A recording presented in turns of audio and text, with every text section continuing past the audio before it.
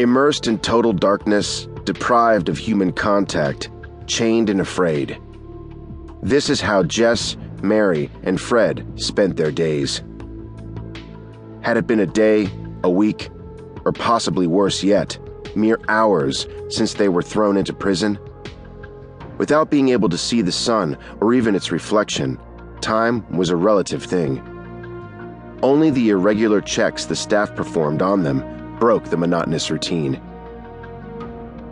Jess lay on the cold concrete floor, her hands clamped between her legs to try and keep them warm. The darkness was so complete that only by blinking her eyes could she even tell if they were open.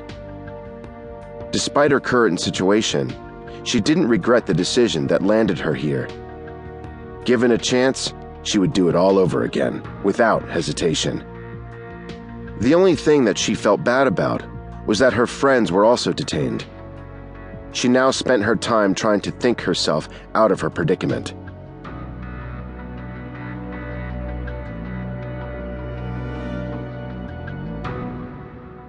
Mary was not faring nearly as well as Jess. She was, in a word, broken. Absent now were her cries and wails that had initially filled the halls. Her outbursts drew immediate reprisals from her jailers. Their methods of punishment ranged from hosing her down with cold water to what she was now suffering, having a rag stuffed into her mouth, held in place with duct tape. Her low, pitiful moans were nearly inaudible beyond the walls of her cell. Fred, unlike her companions, was not idle. She had surveyed the entirety of her cell to the extent her chained hands would allow. Crawling on the floor, she ran her hand along the wall's edges, starting at the door and working her way around. She then used her body, keeping her head at the wall, to search the center of the room. The only thing she found in the room was a bucket, its purpose obvious. Once she completed the search of the floor, she stood up and went around the walls. With her hands chained to her waist, Fred could only raise her hands chest high. The walls were bare, she determined. The door, the only feature she found. The three were subject to random checks by the staff. Some encounters more abusive than others, depending on the guard.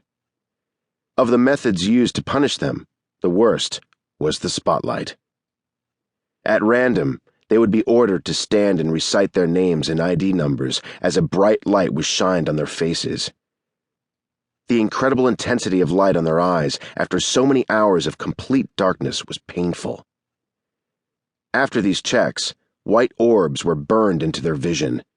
Tears would run down their faces, their eyes watering uncontrollably. Whenever a door would open, the women all experienced the same emotional response: panic. Despite their best efforts to remain calm, all three would feel the rise in their pulse and the quickening of their breathing whenever anyone entered the door. Without the use of sight, they could rely only on their hearing. They would listen to boots scuffing and crunching the sand on the concrete floor as their tormentors moved down the row of cells. Upon hearing the door open, they would get to their feet and prepare to deliver the information demanded. The faster they could recite their IDs, the quicker they would be left in darkness again. As bad as the blackness was, it was preferable to the torments they suffered in the light. When they first entered the jail, they were dressed in jumpsuits. With the waist chain restraining their hands, they could not get out of them to relieve themselves.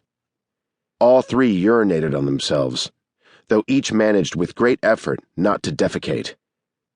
At some point, hours, days, they didn't know, their cell doors were opened one by one. They were ordered to kneel down, and their hands and feet were freed.